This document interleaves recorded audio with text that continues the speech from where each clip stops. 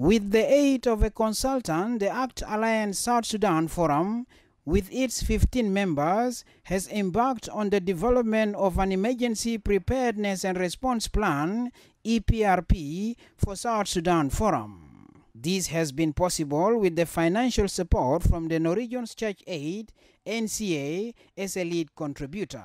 On 31st May 2019, the ACT Alliance South Sudan has organized an Emergency Preparedness and Response Plan Validation Workshop at Aaron International Hotel in Juba, South Sudan. Some of the members include Christian Aid Country Director, Head of Early Warning System from the Ministry of Humanitarian Affairs and Disaster Management, Care International UNICEF officials, Caritas South Sudan, Norwegian's Church Aid NC officials, and EPRP consultant.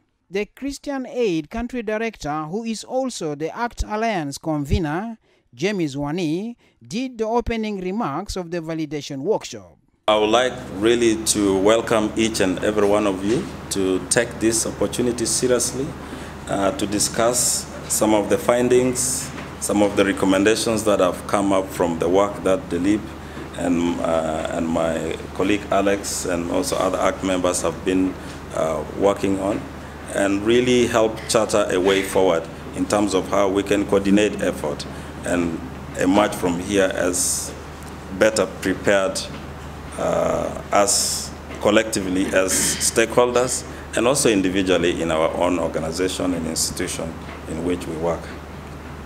So my task is very simple, to welcome each and every one of you and to declare that the workshop is officially open. Thank you. We are here to be oriented, also to be familiar with the entire process so that we own it and we practice it, we navigate it, the online version once it is out, and then we will be very organized people and be able to know where we are working, whom do we really relate with, and so forth, and also try to map out our resources that are available for any response. This plan, the emergency response plan, is also very important for us because we are now developing the South Sudan National Strategy for Disaster Risk Reduction.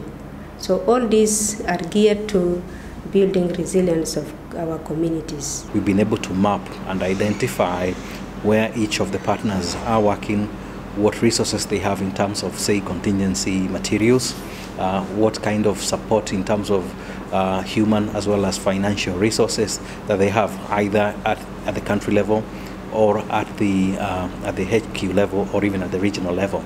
So by going through this process, we've been able to map out those resources so that we can understand how we can better mobilize the resources to be able to support the people.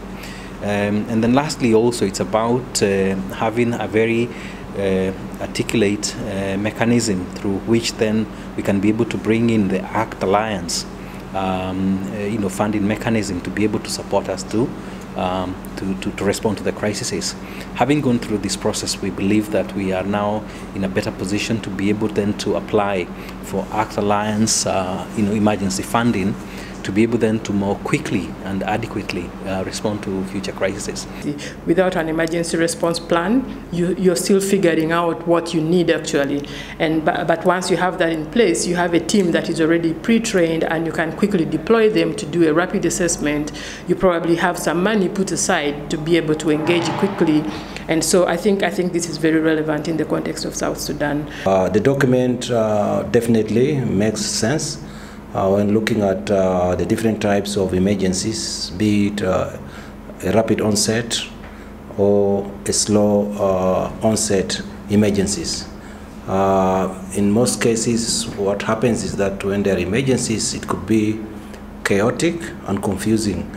But with the presence of such a document, it makes sense, and it's a valid document and a very good roadmap to respond to the different types of emergencies. This plan actually aims at looking at on a emergency preparedness as well as response, how it will work, and also to complement to the initiative that the country is undertaking currently. So this will help in basically putting resources together, working towards a unified approach to resilience building. This document, once completed, will undoubtedly address issues related to natural disasters such as floods and complement the efforts of the government of South Sudan through its Ministry of the Humanitarian Affairs and Disaster Management.